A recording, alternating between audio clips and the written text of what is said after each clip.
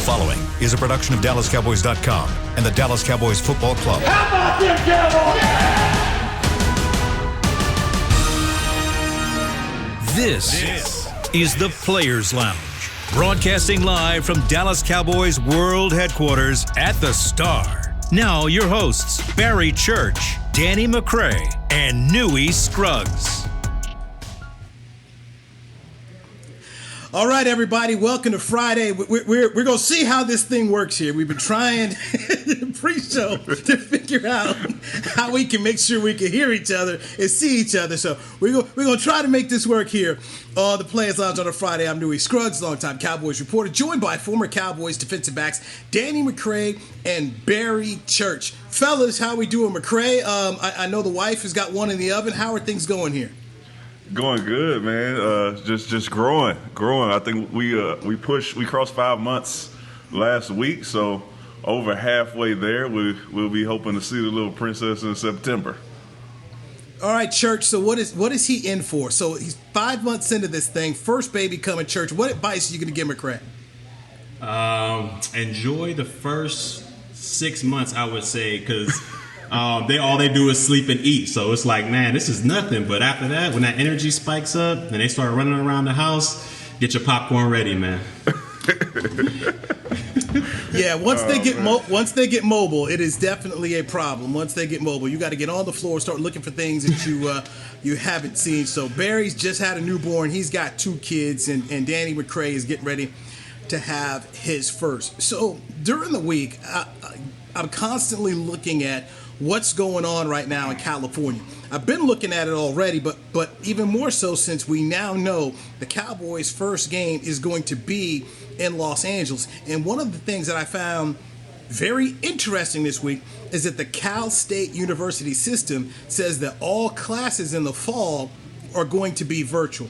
So the Cal State system is different than what they call the UC system. I used to live out in LA, so I kind of know this. So the UC system is UCLA, University of California, Berkeley, Cal. That's that. Over the Cal State, that's Cal State Fullerton, Cal State Northridge, Cal State Long Beach. So if these Cal State schools have decided they're going to have just, nobody's going to be in class there, what does the UC system do? And then how does that start to affect the NFL? Does Gavin Newsom, the governor, tell teams like LA and to tell the San Francisco 49ers they can't play there this year? So, fellas, my thought is, and I know the Cowboys are smart, the NFL smart, they got to be thinking that you may have to relocate these 3 California teams this year and these games. Yeah, that could be the case here. I mean, like I've seen reports out of New York that they're looking for, different places to have their camp and everything like that while this pandemic is going on. So, but like you said, man, if classes are going in the fall and California is just trying to minimize as much outbreak as they can, I could see the NFL, because they're smart, like you said, the NFL relocating those California teams just to give them an opportunity to be able to play this season if the season goes on. So I could see them relocating, San Francisco, Oakland, those guys, and have them at a temporary place until California can get things under control. But we'll see what happens. The governor of Arizona said, hey, Arizona is open, so pro sports teams can be out in Arizona. And I don't know what's going to happen in Nevada yet, where the Raiders are now. But, I mean, immediately my first thought process is, if California shut down, how does the NFL relocate some teams? Do they send them to Arizona and operate from there in terms of just having training camps, and then they decide what they do with games? And then also, are they going to open up facilities? So this stuff is going to be very interesting to watch. To me, California is really key and what they do there. And then if you're the Cowboys, do you entertain a California team? Do you invite somebody like the Chargers or the Rams or the 49ers to come train in Texas and even possibly play games over AT&T Stadium? Because, fellas, while the schedule's out, and Danny, you spoke about it, while the schedule's out, we're operating like everything is good. Everything's not good. Yeah, it's not. And speaking to the California and Arizona thing, one of the first things I saw was Florida's ready for some people to come in there, and they've been, they've been doing their own thing from the start of the quarantine as far as opening and closing, and how they're doing their process with reopening. So I think it'll be tough, but I'm sure that Jerry Jones would would be open to allowing one of those California teams to come to Texas. One, because it brings more light on the Cowboys, and two, because he wants games to be played next year. He knows that in order for that to happen, all teams need to be in training camp. So I think he'll do whatever he can to make sure that the season goes on. And in any instance, even with I think we went to New York, and he has his hands in anything with the NFL, anything that they can help with. So he will lead the charge in figuring out how to get this thing done. Barry, are you in the opinion that we will have the NFL in some shape, form, or fashion, maybe with or without fans, but we'll have a season? Yeah, I'm on the optimistic view on this one. I feel like even if there's no OTAs, no mini camp, even if it takes a chunk out of the training camp, I feel as though the NFL will find a way to get these games rolling. I just think it's so much money out there. It's a $1 billion business out there. And I feel like the American people love football and they want football. So I feel like if anybody can figure out a way to get these things going, as we see MLB's trying to figure some things out, soccer is already trying to figure some things out. So I feel like the NFL, they've been ahead of the time as far as, because their season wasn't during the pandemic when it first started. So I feel like the NFL has had time to kind of see what they want to do as far as if this pandemic stretches into September, into the season. So if any organization can do it, I feel like the NFL has that opportunity to do that. And I feel like they will have a season, even if it's shortened or even if, some type of training camp is not there. I feel like we will have a season. At least I'm hoping that we will have a season. All right, so California's doing its thing. I think Washington, we got to throw Washington into that same boat with California. Washington, one of the first states to shut things down, where the Seahawks play. And the Cowboys play the Seahawks in week number 3. They play at the Rams in week number 1. So we definitely need to make sure we're keeping eyeballs on that situation. Closer to where we're at here in Dallas-Fort Worth, June is going to be very interesting. The Charles Schwab at Colonial golf tournament is scheduled to take place. No fans will be there in Fort Worth, but Sergio Garcia, a major champion and a former Colonial winner, he's slated to play. Rory McIlroy's website says that he's going to come to Fort Worth. He's the number 1 golfer in the world, so he's supposed to be here. Then on June 6th, Texas Motor Speedway is going to host the first IndyCar race of the year, and no fans are going to be there either. So I think golf and racing right here in Texas are going to be 2 really key trials of how they go about getting sports going again. Obviously, we know in golf, racing, baseball, the NFL, everybody wants to get their TV money. If you're not playing, you're not getting that check. So that's why I do believe we're going to see an NFL season this year. It's going to be challenged a little bit. It may be unfair for certain teams, but Church, in my opinion, once we see how this thing goes in Texas, and if it goes swimmingly for golf and IndyCar and nobody catches COVID-19, I can see the NFL keep on moving forward and pushing. Yeah, I agree with you 100% on that. I can see, like you said, if NASCAR, golf, any of those type of situations, they have their tournaments and we don't see a big outbreak or anybody catching it or any more cases like that, then I can see the NFL say, okay, let's put this plan we have in place. Let's get the ball rolling on that one. Because like you said, it's a $1 billion business, $1 billion corporation, and people are going to lose a lot of money if we don't have a season here. I understand the health risks and all that, so they're just going to have to be extremely careful. And like you said, it may not be fair. If they aren't able to move some of these California teams, some of these California teams might have to start the season, hey, we just our first week together, let's see what happens. And it's not going to be fair for everybody, but that's just how the cookie crumbles sometimes, and I can still see them having an NFL season. It'll just be not fair for some teams that aren't able to start when the rest of the teams are. McCray, yeah. Let's touch into baseball a little bit and how this will end up affecting the NFL, because professional athletes watch what other professional athletes do, because everybody is concerned about their health here and and their families, especially you guys have Churches has young kids and your wife's pregnant right here, so you're not much different than anybody else who's out there going to be playing baseball. Blake Snell is a pitcher with the Tampa Bay Rays, and he came out with some statements that have caused a lot of reaction, whether you're for it or against it. And I'll read you a little bit of what the pitcher had to say on his Twitch channel. He says, quote, "Y'all got to understand, man, for me to go and take a pay cut, it's not happening because the risk is through the roof. It's a shorter season, less pay. I got to get my money. I'm not playing unless I get mine, okay? And that's just the way it is for me. Like, I'm sorry you guys think differently, but the risk is way the hell higher and the amount of money I'm making is way lower. Why would I think about doing that? Like, I'm just sorry. He also went on to say that safety is his concern, and he says he's concerned about getting coronavirus. He said, quote, if I get the Rona, it's in me forever. So that's what pitcher Blake Snell had to say. He started to get some backup. Bryce Harper, the Phillies, who signed a 13-year, $330 million contract, said, quote, he's not lying. He's speaking the truth, bro. I ain't mad at him. Somebody's got to say it. At least he manned up and said it. Good for him. I love Snell. The guy's a beast.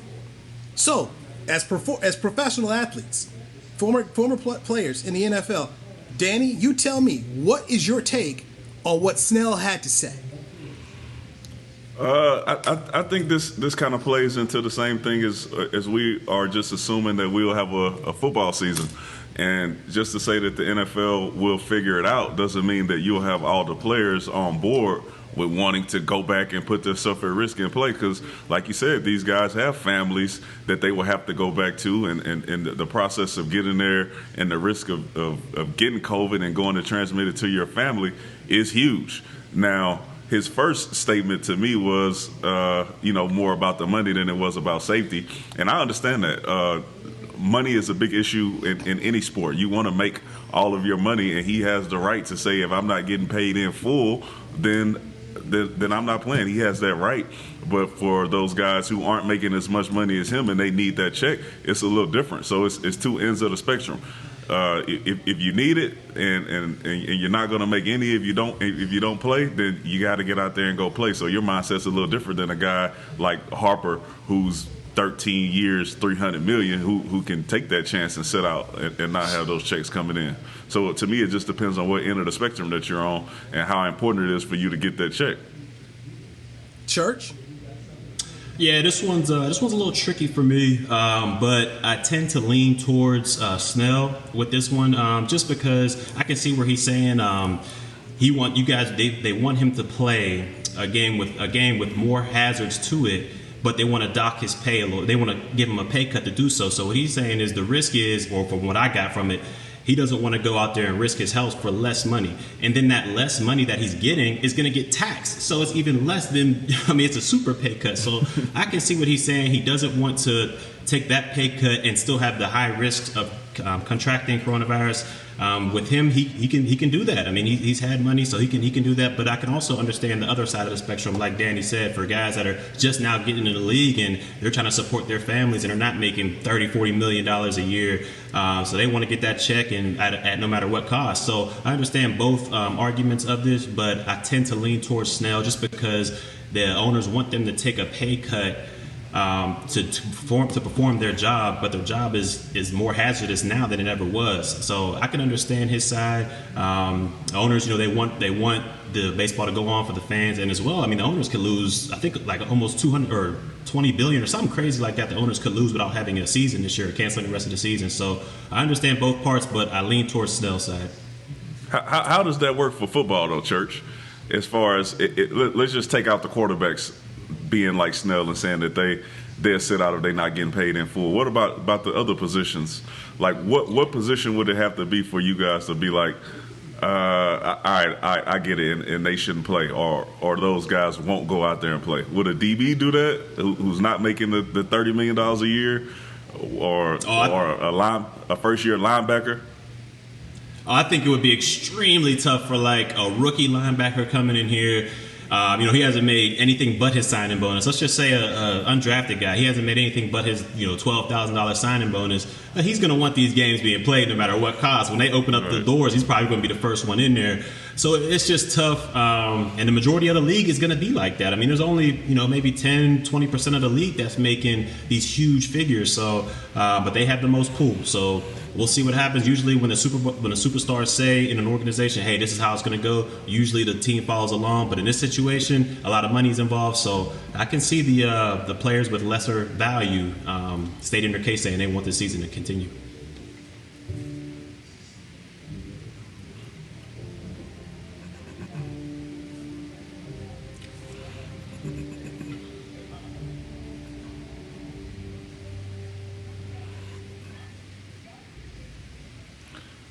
Yeah, I don't think that's under the circumstances of like putting your health at risk and your family's health at risk. We don't know who these guys have at home, if they have their grandparents staying with them, what type of ailments that their kids might have or health issues. So you can't look at somebody under these circumstances and say, hey, man, you letting the team down, because football is just a little small part of life. And at the end of the day, it's a game. The real life is outside of the lines, outside of the facility, back at home when you go talk to your wife and your kids and your family. So the most important thing you got to take care of is your health and safety and your family. So I don't think guys in the locker room, anybody in their right mind, in my opinion, will look at somebody crazy for saying they don't want to put their family at risk to go play the game of football.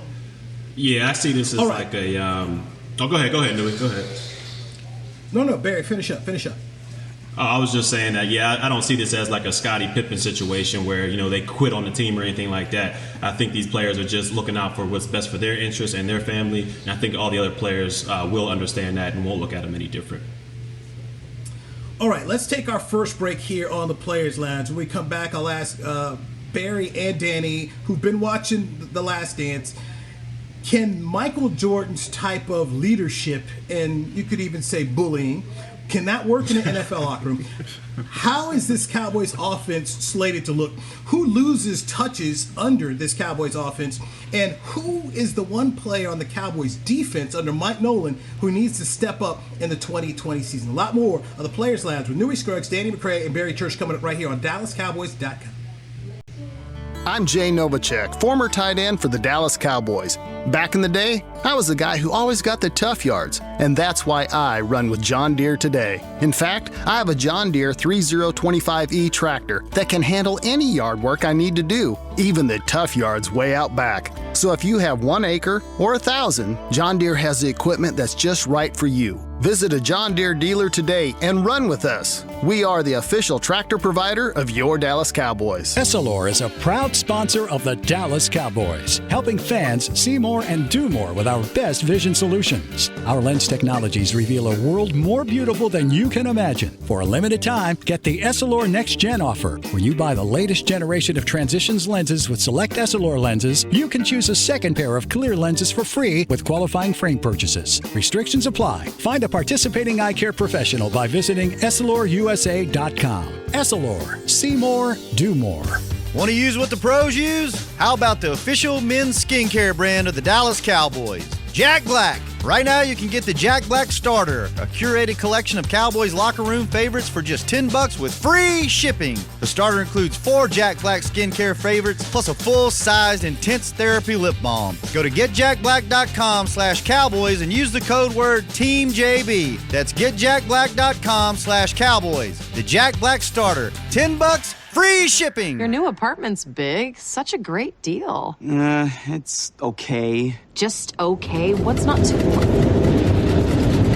Right above the subway! Well, I bet you don't even notice it after the... That's my neighbor, Angus. A deal that's just okay is not okay. Get a great deal with America's Best Network. Come into an AT&T store to find out how to get one of our popular smartphones for $0 down, based on GWS One score September 2019. Back to the Players Lounge.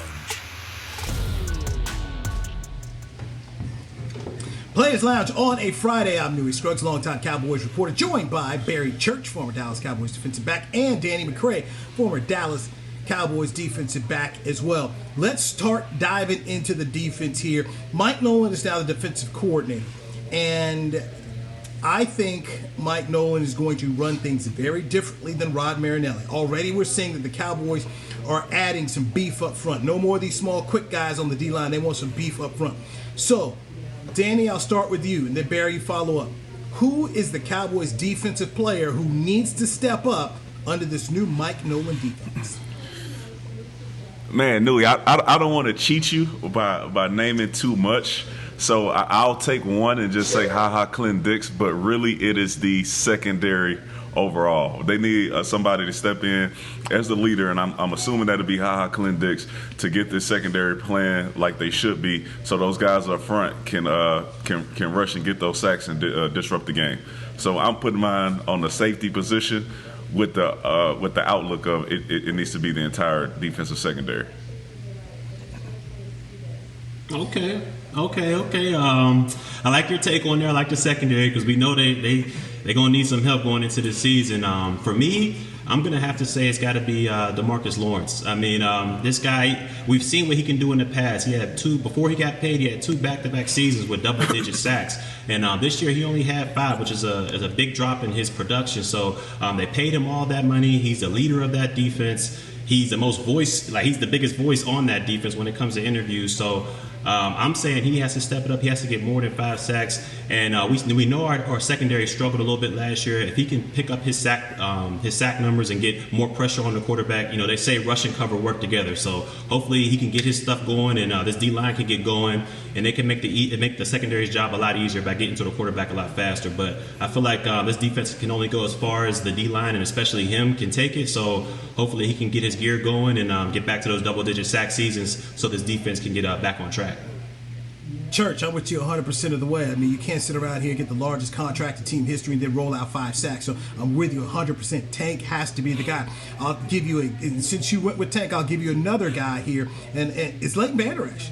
His rookie year, Pro Bowl performer, was everywhere on the field. Last year, neck issues limited him. And he's had surgery. Everybody's saying he's okay, but you guys have played this sport.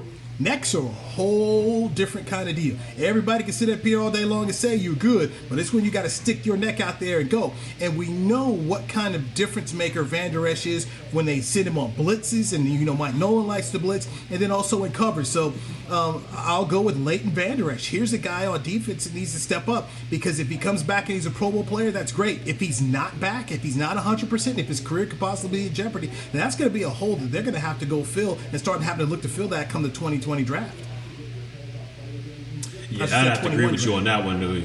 Yeah, I have to agree with you on that one, Newy. Me and Danny both played with a guy by the name of Hans Holloman, or Devontae Holloman, and he was a promising linebacker, but he had the same issues. He had a lot of the neck issues, and it forces him retirement early. So one thing I have to say about Vander Esch is make sure you're 100% before you go sticking your neck out there, because, like I said, football is only a small portion of your life. You want to be able to play with your kids and have a successful life after football. So just be careful about sticking your neck in there, man. Right, I say this. Newy, I knew you was going with the D-Law 5 sack. I knew it was coming. Did I lie? Okay. Am I wrong? I knew it was coming. Am I wrong? That's all I'm gonna say. Am I wrong? No, the man had 5 sacks last year. He still, sack wise, it was a lack of production, but he was still effective in the game. He'll step it up. This is his first off year in the last 3 or 4. He'll be fine.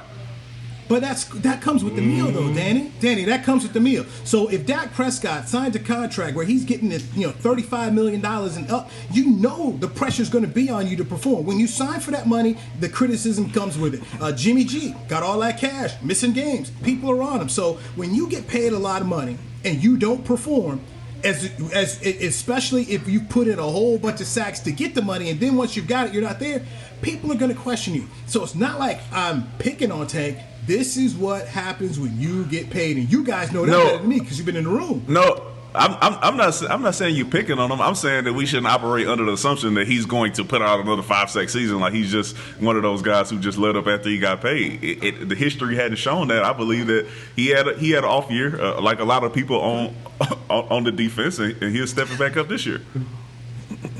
Okay, so you're going to go with Tank. So you're going to go with Tank, or HaHa Clinton Dix is your step-up guy? No, listen, I'm going HaHa Clinton Dix because if you look at the secondary, we possibly have a rookie. We got Jordan Lewis, who will be a first-year starter, and then you got we don't even know who will be on the other side playing the corner. So that whoever steps up in that, which will be HaHa Clinton Dix as the veteran, will have a lot of guys to bring along in that secondary, who a lot of them really don't have that much NFL experience. All right, let's flip it to the other side here. And Barry, you raised this point up here in our pre-show meeting. What can this offense look like? Because we've got Mike McCarthy now as the head coach. You've got Kellen Moore back. They don't have an offseason to implement a lot of things. So give me your take. I think it could be tricky, man, because on paper, now I say this, on paper, they look explosive and dangerous. I mean, you got Amari Cooper, who at home is the best wide receiver in the league right now. Then you just drafted a guy, CeeDee Lamb, who's considered the best wide receiver in the draft. And then you got Michael Gallup as well. So you got a three-headed horse at receiver.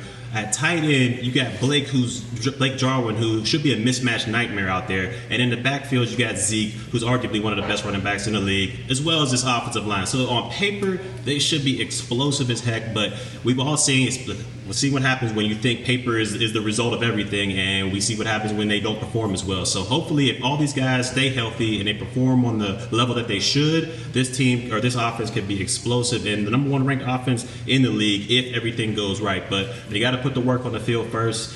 But on paper, they look extremely dangerous.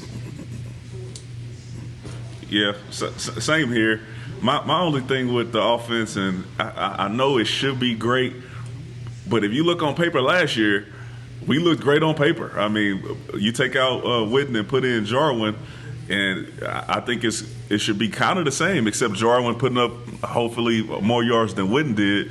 But CeeDee Lamb is expected to come in and put up big numbers. Let's not forget, Randall Cobb put up big numbers last year. So unless he's going to double that, then I don't see much difference being in there. Last year, I thought we should have had one of the offenses that put up all these points in the beginning of the game, not start off slow and not play from behind, and it ended up not working out for us. So I have high hopes, but I got to wait and see, because what we put out last year in some of those games, it was shocking. All right, McCray, stay on that point there. So, whose numbers drop with the addition of CeeDee Lamb coming in, with Blake Jarwin now being the starter? Whose numbers drop in this offense? Man, that's tough. I would say Jarwin, but he didn't really get that much playing time last year, so I'm going to throw this one on Gallup. I think the top two targets for Dak will be CeeDee Lamb in the slot and Amari Cooper on the outside, or they might switch it out and then CeeDee Lamb on the outside and put Cooper on the inside when they go 11. But I think those two guys will be seeing most of the targets, so Gallup might take a back seat to CeeDee and Amari.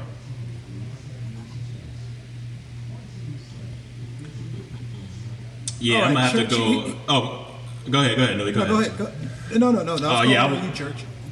I was just piggybacking on Danny. I think Gallup's definitely going to take a back seat on this one. I mean, you got CeeDee Lamb, who everybody loves to play with their brand new toy and like to experiment with it. So I think he'll get plenty of touches. You just paid Amari Cooper $100 million, so they're definitely going to get all that money out of him. Plus, you got to have the running back in the backfield eat as much as he can. So.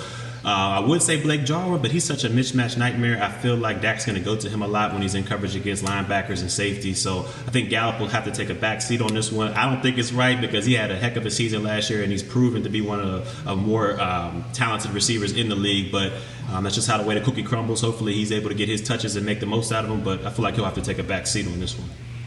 I'm disagreeing with both of you. I'm disagreeing with you on both of you. Now, I had Michael Gallup in my fantasy team last year, and the amount of one-on-one coverage that this guy got was crazy. And we know how good he is. And I was even talking to Michael about it in the locker room. So if people want to, and to me, I think it's going to be CeeDee Lamb. One, he's going to have to learn the offense. And right now it's the whole virtual thing. And you guys know what that's all about. It's going to be tough. So Gallup is going to know what to do within the offense. And also in his third NFL season, you guys have seen that. This is when receivers really take off, is in his third NFL season. So I think Michael Gallup, especially somebody wants to say, okay, defensive coordinator, well, let's go check on CeeDee Lamb. You leave Michael Gallup one-on-one, and you know Dak always makes the smart play. Man, Gallup can sit up here and eat, and that's going to be a guy that I focus again on my fantasy team, is get Michael Gallup, because people forgetting about it. And you know how players are. You know Gallup is hearing it. You see all those, you see all these pictures out there where they show the Cowboys in their office. They leave Gallup out the photos now, man. That dude is going to take it personal. So, Newy, you think that Gallup's numbers this upcoming season will be better than last season? I do. I think his numbers will be better, because I said, go back to just that. You start looking at when you see receivers really start to take off. It's that third season, and I do think that people are going to focus on. Look, Zeke's going to have a great year. I think if there's anybody you want on your fantasy team this year, it's going to be Zeke. I think Ezekiel Elliott will have a tremendous season. I won't say it's going to be the way McCaffrey's was last year, but it's going to be I think more like a Dalvin Cook, where you're talking about, man, this guy is the MVP of an offense. I think that's what we're going to see out of Ezekiel Elliott, because the mismatches, and when they go to three receiver sets, and Mike McCarthy ran it 80% of the time in Green Bay, and he'll be smart enough to get Zeke the ball more in the passing game. I think Zeke's going to have a fantastic year. But you're going to leave Michael Gallup one-on-one, and when Dak sees that one-on-one coverage, he's going to hit him. And we saw what he did last year. And now going into a third season with everything he's had already, and he was nicked up a little bit too last year. I think Gallup's going to blow up. And this is a guy who was a Biletnikoff finalist. He was an All-American. This guy is a really good football player. Too many times people are forgetting about. Yeah, Newy, I think you might have swayed me a little bit, man. I didn't even think about that one-on-one coverage situation, because you're right. I mean, teams are going to try to take Amari Cooper out of there, and I think they might, if they watch Blake Jarwin with a linebacker, they're going to have somebody else kind of double him. So it could leave him up for a one-on-one on the third best corner, and so I like that matchup. So you might have swayed me a little bit, but we'll see this season. We'll see. I'm still not there. It didn't sway me, because now all of a sudden you need somebody to cover Zeke. You need somebody to cover Jarwin. You need somebody to double Coop. That leaves CD and Gallup out there by themselves. I think it's going to be a lot more one-on-ones, and I think the offense is going to be creative enough to get Coop a lot of one-on-ones as well. So I don't know. I'm not to be cynical. I'm not sure. I think it's going to be Gallup. But Newy, congratulations on I hope you get him on your fantasy team and he works out for you. Hey man, it worked out great. Like I had Dak and I had Cooper as I won the championship. So it was me looking to buy at the right price, because people at the back end I think I got Dak in around 11 and I got Gallup in about round 13. That won't happen this year, but I just had a good feeling. And that's one of the things when you go to camp, you just start seeing how guys are. And I tell you this: when you go back to CeeDee Lamb and go back to Michael Gallup in the first game against the Rams, and we know how quarterbacks operate. You go with the guy you trust. If you start to see a blitz or you see a coverage, you can look at Gallup and know exactly he knows what to do, because you've been in that battle situation with him. With CeeDee Lamb, it's going to take a minute before you get there. And I think he'll get there because we know he's an outstanding player. But right out the gate, if you're Dak, you go with the guy that you trust first off before you go with the other guy who's a rookie. I don't know, man. They're gonna have training camp together too, so maybe they get that rapport during training camp. I don't know, but you might have swayed me with the Gallup, man. You might have swayed me. Hey, Church, hey, you pick him on your fantasy team. I'll tell you what, I won't be getting any more auto picks. This year. I'll tell you that. Hey, look, Church, if you want to win your league, talk to me. I got to get to the GM Newy.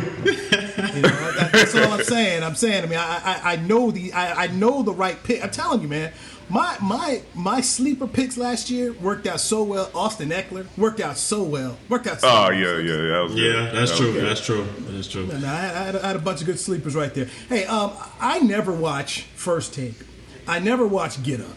I don't like the shows, because I know when they put something on with the Cowboys, they try and they blow up small things. And then, of course, you bring out Swagoo, our guy, Marcus Spears, who I love to death. Marcus has to get up there and back up, some of these crazy takes that Dan Orlovsky and Stephen A. Smith throw out there. But yesterday, and I see a lot of this on social media, because people will post it and they're like, hey, what do you think? And so I'll see it there.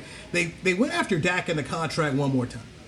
And fellas, I still just shake my head. And I go back to what I've said here consistently, and I did it on a podcast for NBC Sports in Washington. They asked me about Dak's contract. I said, just tell me the last time Jerry Jones lost the guy he said he wanted to keep. We've never seen it happen. So why do we keep talking about it? And then I heard talk about, make him play on a one-year deal. They don't want him on a one-year deal. They want the guy under contract. They believe in him. And I don't know if you guys saw the Vegas odds or not, but they came out with the MVP odds for next year. Vegas has Patrick Mahomes 1, Lamar Jackson 2, and Dak Prescott number 3. So even Vegas thinks that the guy the Cowboys have a quarterback is a decent player. Hey, look, Vegas, last year Vegas had the Cowboys winning 8 games. Just saying. Listen, they also I think it was like 200 or 2001 for Joe Burrow to win the Heisman, and he ended up winning that. So yeah, Vegas. Now.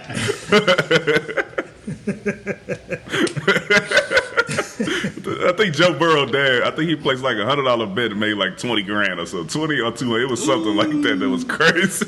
Betting on his son in Vegas. I don't know. Hey man, look, but all right, but Danny, go back to this though. When it comes to the NFL MVP, we know pretty much it's going to be a quarterback. So unlike college, where we've seen dark horses run out there. For the most part, with these MVPs, we know pretty much it's going to be a quarterback. And the group of guys that they've got, when you start to look at them, it's a pretty decent list. And you could see one of those guys coming from that list. Now, last year, I know they had Mitch Trubisky up in there. They're like maybe top 6. Oh, hell no. Vegas. And you referenced them? So Vegas wanted to take some people's money, so they wanted to take some folks' money, and they didn't have Lamar Jackson. So hey, there's a reason why Vegas comes out on top. But overall, they're not too far off. They're not crazy. They make money for a whole lot of reasons here. But give me your thought process on how ESPN keeps running out the Dak Prescott contract time and time again with the Cowboys. Well, I think yeah. Go ahead, Dan. Go ahead.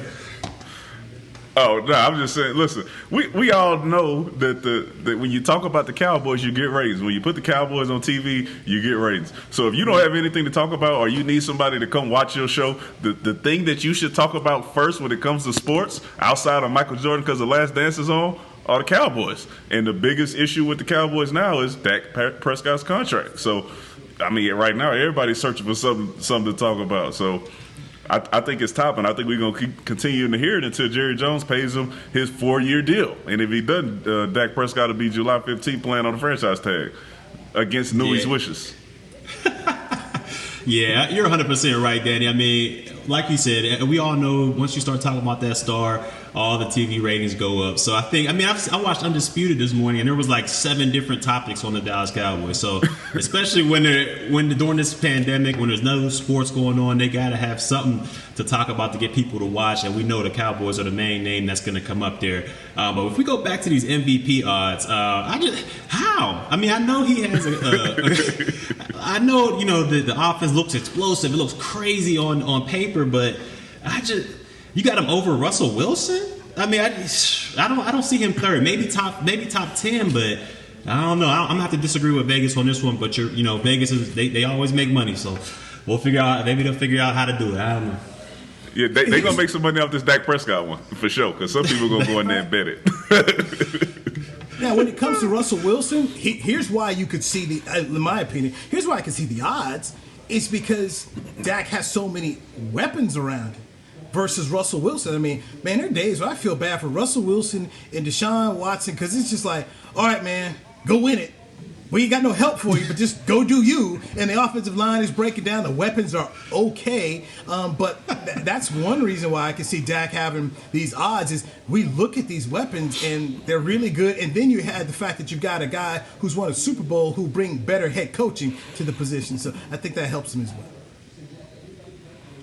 I can agree on that. It's just I just don't understand why is Tom Brady so far back. I mean, his weapons are just as explosive as Dak's. And down there in Tampa Bay, so I don't know. We'll see. By the way, Vegas has the Cowboys at 11 wins. They've got the Tampa Bay Buccaneers at 9.5. So Vegas is where I'll tell you right now. Last year when I saw Vegas say the Cowboys had 8 wins, I was surprised. I'm like, really? The Cowboys win more than 8 games, and sure enough, man, Vegas was right on that. So they make money for a reason. We shall see. This is true. We shall. This is true. We've got to take a break here. Let's come back. I want to touch on. What kind of shape do these guys, what can we expect them to be in here? Do players, what do they miss by not being together for coaching? And can Michael Jordan's type of leadership work in the NFL? I've got one Cowboys player that I covered who reminded me the way he win it, guys, like Michael Jordan. We'll do that next with Danny McCray and Barry Church. I'm Newy Scruggs. This is the Players Lounge. Since 1865, Stetson hats are American-made with pride right here in Texas. And Stetson is proud to be on the field with America's team. Want to show your Texas and team pride too? You can. By purchasing your own Stetson, you can look just like how the flag guys do on field at every home game. Stetson hats, the official crown of all self-respecting Cowboys and your favorite football team. Get yours today in the Stadium Pro Shop or at Stetson.com. Your new apartment's big. Such a great deal. It's okay. Just okay? What's not too... Right above the subway! Well, I bet you don't even notice it after the... That's my neighbor, Angus. A deal that's just okay is not okay. Get a great deal with America's Best Network. Come into an AT&T store to find out how to get one of our popular smartphones for $0 down. Based on GWS One score, September 2019. Essilor is a proud sponsor of the Dallas Cowboys, helping fans see more and do more with our best vision solutions. Our lens technologies reveal a world more beautiful than you can imagine. For a limited time, get the Essilor Next Gen offer. When you buy the latest generation of Transitions lenses with select Essilor lenses, you can choose a second pair of clear lenses for free with qualifying frame purchases. Restrictions apply. Find a participating eye care professional by visiting EssilorUSA.com. Essilor. See more, do more. So, you're shopping, and that's when you see it. Aisle 23. Dr. Pepper stacked from top to bottom as far as the eye can see. The phrase too good to be true comes to mind, yet there it is. A rich, delicious Dr. Pepper paradise. Wait, did that can of Dr. Pepper just open itself for you? They all are. As if to say, so nice to treat you. And even though it feels weird to talk to a can, you pick one up and say, it's so nice to be treated. Dr. Pepper, so nice to treat you. Back to the Players Lounge. Players Lounge on a Friday. I'm Newy Scruggs, longtime Cowboys reporter, with two former Dallas Cowboys defensive backs, Barry Church and Danny McCray. We do the show every Friday at 11 a.m. We appreciate you tuning in. Follow me on Twitter at Newy Scruggs. That's NEWY SCRUGGS. That's NEWY SCRUGGS. Church, tell everybody where they can find you. McCray, same thing. For me, Instagram and Twitter is both Barry Church 42. For me, Twitter is at DannyDMac44. On Instagram is Danny_McCray40. All right, so the final two episodes of The Last Dance, episodes 9 and 10, will air. And in our pre-show, you guys both raised the questions. Barry, you said MJ bullying, can it go down in the NFL like that? And Danny, you said, would Jordan's leadership style work in the NFL? So, Danny, I'll start with you. Absolutely not, especially not in 2020. Let's see. I played 6 years. I was in 2 different locker rooms, and we had a lot of team switches and different guys come in. And I'd never seen a guy try to lead that way. And in football, it's just different because offense is separate to defense, and defense is separate than special teams. Jordan had these 15 guys, and it was just them and this close, tight knit, and they had to play offense and defense back to back. So to me, it's just different. Like offense will not let a defensive guy come in there and talk to them like that, and defense will not let an offensive guy come in there and talk to them like that. It just doesn't work in a football setting. And you will speak to this later, but I know a guy who came in and tried to do that in the new modern age of football, and it didn't work out so well for him. So I don't think it can fly.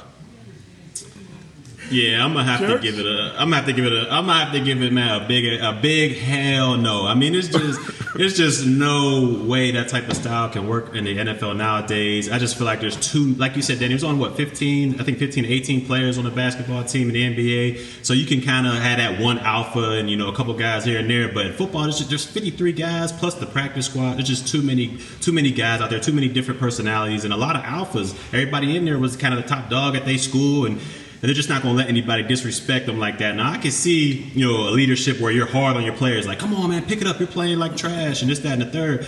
But from the stories we're hearing from The Last Dance, where he's not letting people eat because he feel like they played a bad game or calling them out their names. And I mean, it's just a lot of disrespect going on. And I don't care if you're the greatest player on the earth or the greatest player on that team. I mean, there's nobody on the football team that's going to let you talk down to them like that. I mean, these people have kids out there. They're grown men. So I just can't see that happening in the football field, especially nowadays. Like the most you can see is just a player kind of pick them up saying you're playing like trash, but no disrespect like that. I mean, that's just unheard of. I remember the part when Tony Kukoc said, all right, we lose the game, and Michael comes in and he's mad. He says, okay, you MFers, you guys didn't do anything tonight, so come ready to play tomorrow. And then Will Perdue said, hey, let's get it straight now. He was an a-hole. He crossed the line a whole lot of times, but he was trying to make you a better teammate. You look back on it and you say it worked. I was around the Cowboys when Charles Haley was here, and Charles Haley did cross the line at times. I remember when they lost their second game of the season after winning the Super Bowl, and Emmitt Smith had not gotten a contract yet, and Charles was cursing in the locker room. He was mad. Jerry Jones was there. He throws the helmet. It whizzes past Jerry. It ends up sticking at Texas Stadium into the wall. And there's other numerous stories, which I won't go into here, but you can read several books like Jeff Pearlman's book about the Cowboys and what Charles Haley did. And Charles could cross the line. And Charles's influence in the Cowboys, I don't think anybody would dispute it. He was definitely one of the final pieces that they used under Jimmy Johnson to win that first championship. So, and I know Charles at times, and you guys have been around Charles. Charles tried to, should I say motivate? Would motivate be the word that you saw Charles try to implement with Cowboy play? What would you guys call it since you were there? Bullying. I call it bullying. I don't know about motivating. That's a weird way to motivate. But he had a lot of jokes to tell, a lot of slights. Yeah, he had a ton of jokes, and I don't say it was motivating. I say it wasn't motivating because we weren't doing. He would just come and do it. It ain't like we were going to practice or anything. We're just sitting in the locker room, and he would come and bust somebody up for no reason. So I say it's bullying, but he definitely had a lesson or two taught to him coming in the locker room trying to bully people. I mean, a couple of my teammates had to let him know what's up, but overall, I just his type of leadership was probably prominent back in the 90s when he played. I mean, usually the best player or one of the best players on your team is going to be that leader of the team, and it was probably it probably wasn't looked that bad back then in the 90s, but nowadays it's not happening. So I just don't think his leadership style would have worked either around this age. And I can't call it motivation because it wasn't. Well, just from what I've experienced from Charles Haley is it wasn't followed up by any instruction or constructive criticism. It was just pointing out what was done bad or how bad you played or whatever, this and that, and then make a joke and then laugh and then just try to make it loud around the locker room. It wasn't done in a way of trying to help you become a better player. And Michael Jordan, you see, he talked mess about you and did all that, but when he got to practice, you'll see him on the side like coaching and trying to help his teammates become better players so they can win a championship. From what I've experienced from Charles Haley, because I didn't play with him, this is just from when I was in the locker room, it didn't include any of that. Maybe for the D-line. I'll give him the D-line. He talked to the D-line, but all the other guys that he kind of messed with, it wasn't the same. Charles Haley could be very brash, and Charles would ride you because Michael talked before about how, hey, look, I'm gonna jump on you. I'm gonna wear you out because I want you on my level. And one of the stories I remembered one time was he was messing with Troy, and he just kept on talking about Troy, and he bet Troy about $500 that he couldn't throw the football through this. It was somewhere in the locker room. It was a very small little window of something. And he just kept on riding. And finally, Troy just looks up and says, ball. Takes the football and just whizzes it through this hole that Charles Haley claims he can't do. Walks off. And then it just shut Charles up. But Charles is that guy, in a way like Jordan, who just picked on you that you had to fight back. But I also see you guys saying, hey, what may have worked with the 1990s Cowboys did not work with Charles Haley as a retired player. Tried to come and say some things in his own Charles Haley way into the locker room with you guys. Yeah, it didn't work at all. I mean, like you said, he was one of those guys where if you didn't stand up to him or if you didn't say, hey, man, he would just ride you and I've seen it. I'm not going to say any names, but I've seen him come into the locker room and continually pick on a guy, and the guy just kind of put his head down or say, Charles, you're so funny. And he would just not stop until that guy was finally released. But, I mean, it's just one of those guys where you got to stand your ground. You have to. I mean, that's just we all know those type of guys, and, it's just how they are. Yeah, and I say this, and when I see Charles Haley now, it's all funny games and laughing. He never went too hard on me. This is just me being a observer from the outside looking in. I love Charles Haley, but sometimes when I see him, I make sure I go the other way because I know how that conversation is gonna go. Sometimes it's just like, oh man, I'm just not ready to relive some of these moments. Sometimes you just don't got the energy to deal with it. Yeah, because some of it's still a touchy subject, man. You don't want to talk about some of them bad games, especially in the way that he gonna talk about it. You're just not ready for it. When you hear this in the locker room, hello, then you know, hey, I gotta go the opposite way, man. Yeah, I gotta go, man. I gotta go. as media members, Charles gets on us too. We hear it too. He'll come on over. Hey, let me talk to you about some of this bull stuff y'all saying about the Cowboys. I'm like, boy. Hey, man, Charles, I got to go over here and get my live shot done real quick, man. I'll come back to you there. But he spares no one. He spares no one at all. So it is Charles, and there's just so days when you're like, okay, let me go. I remember one time Dak was signing autographs, and you know how it is at camp afterwards. And so Dak signing, and he can't sign enough, and Charles pulls him away to have him go sign something for someone who was a guest of his. Dak, come here, and and you see Dak is trying to do something, and it doesn't matter what Dak is doing. Charles wants him to come over and start signing for whatever kid he's got, and I'm just looking at it, I'm just shaking my head like, glad I'm not Dak right now. Glad I'm not Dak. Because he can be he's that loud uncle you have at the barbecue that's coming around. Oh, it's Uncle Charles. Oh boy, here comes Uncle Charles. He's exactly like that. You got all the love in the world for him, but he's just like, Uncle Charles is here, man. So it's like, it's just one of those guys, man. Yeah, Uncle Charles, and he feeling good today, so we need to run the other way.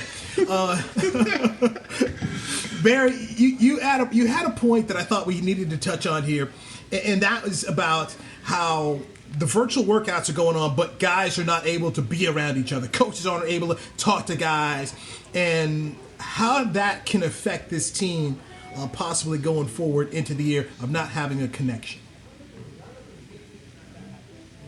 I think it can affect them immensely. I mean, usually going into the season, you got captains workouts, which start around March. Then you have, the team workouts and OTAs and minicamp. Then you go into training camp. So you have all this time to kind of build rapport back up with your guys and get into football shape and, make sure everybody's routes are on point and all that good stuff and learning the playbook, especially a new playbook that's coming in here defensive-wise. So I think it's going to hurt them immensely to not have this time together to gel as a unit and gel and understand the defense. So hopefully they'll be able to get into training camp and get it right after it immediately, because if there's not enough time before the season starts out, it's going to be an extremely sloppy opener. In the first couple of games, I think it'll be sloppy. A lot of penalties, a lot of blown coverages. So if they don't get in here pretty soon, I think it'll hurt them immensely. But we'll have to wait and see what happens and what goes on here with this pandemic.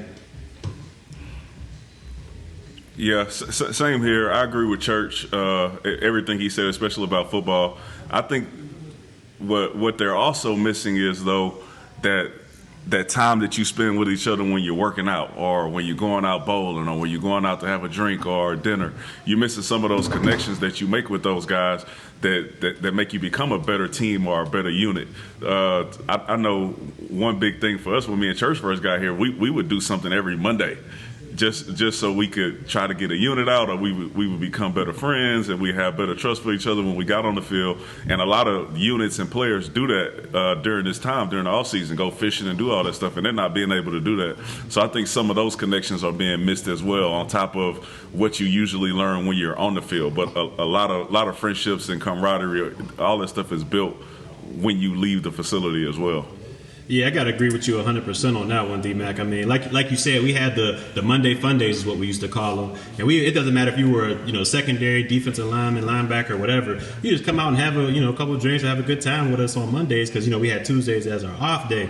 And that just built a whole bunch of camaraderie. I mean, when things were bad during the season, or if a certain player had he's down, he's depressed right now, he had a bad couple games, those are the times where that camaraderie built during the off season. He can go back to his teammates and say, man, this is what's going on with me right now. Like, I just need my help. I need somebody to talk to. But without that camaraderie built up, he feels like he's kind of just in it by himself. And that can be a pretty lonely place, and can bring your game down. So I think that camaraderie is huge in the game of football, and they're missing out a lot on it.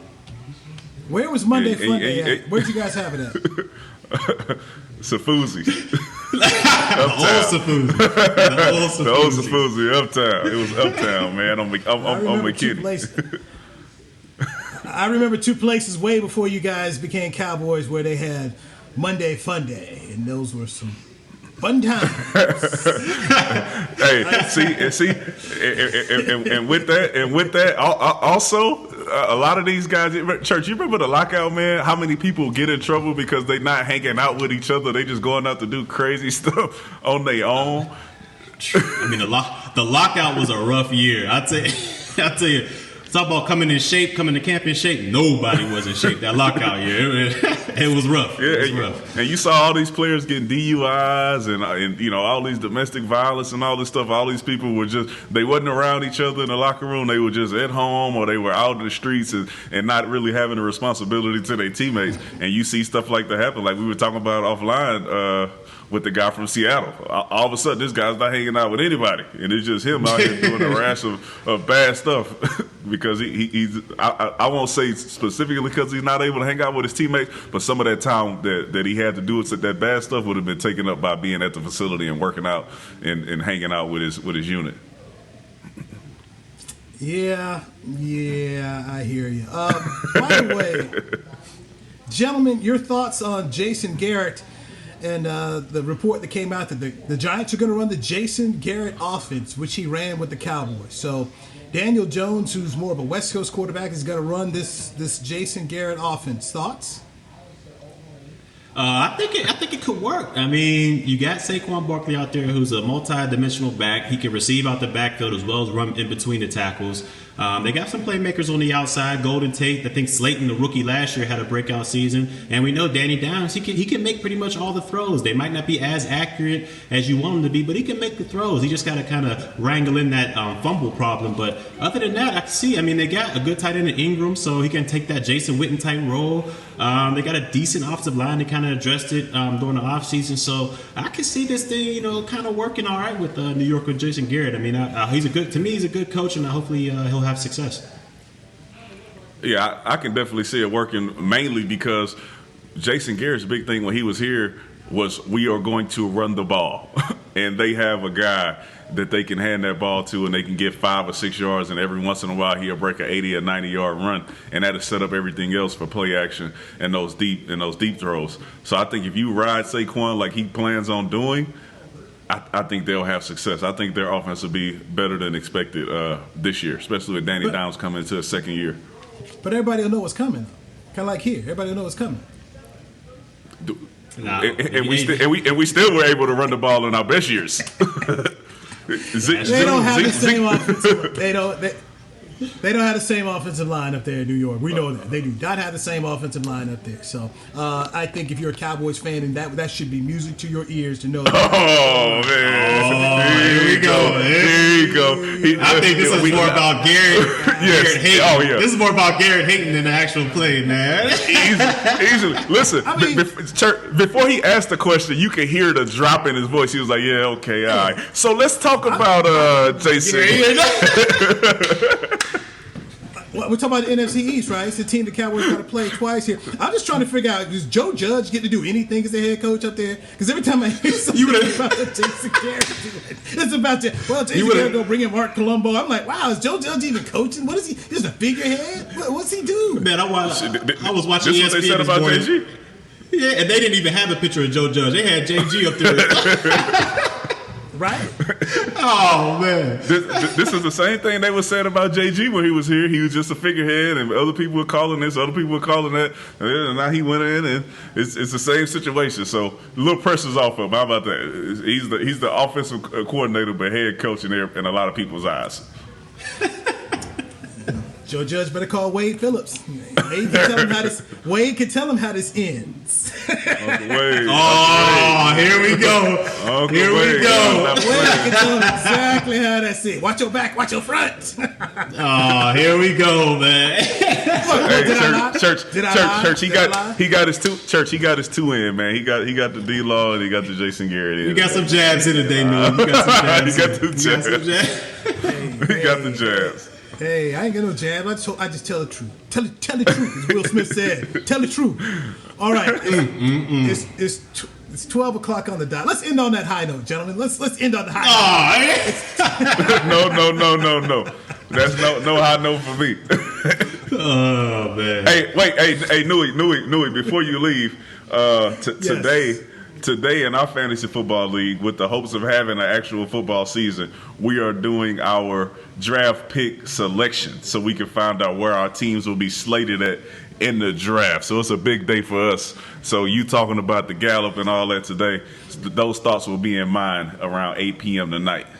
Yeah, ain't no auto picking for your boy today. No auto picking for me today. Well, gentlemen, I hope that you get you get the draft at the beginning of the round or at the end. It's that middle that's where you get screwed up. So definitely hope you're the first or the back. So first pick or darn near the last, because that's where you get to start twisting the whole board around there. So good luck with that. But take your running backs. I always say, go. I've gone running back 3 straight rounds now in my fantasy league the past couple seasons, and it's worked absolutely tremendously. And I just pick up these receivers later, man, because these dudes fall off trees, man. But the running backs, you got to get them early, man. Got to get them early. True that. All right, so fine. We ended on that high note. Is that good for you, Danny? Is that good? That's excellent. That's excellent. Oh man. All right. Somebody say Leonard Fournette out there, okay, Danny? Because you LSU. Come on, man. Newy, help us. Newy is on fire today, man. Newy is on fire today, man. All right. Okay. Let's end on that LSU note. Let's end on that LSU note for you, Danny. National champions, baby. National champions, baby. We all right. Yes. That's Danny McCray, Barry Church on Newy Scruggs. Thank you for checking out the Players Lounge. We'll talk to you next Friday right here on DallasCowboys.com. This has been a production of DallasCowboys.com and the Dallas Cowboys Football Club.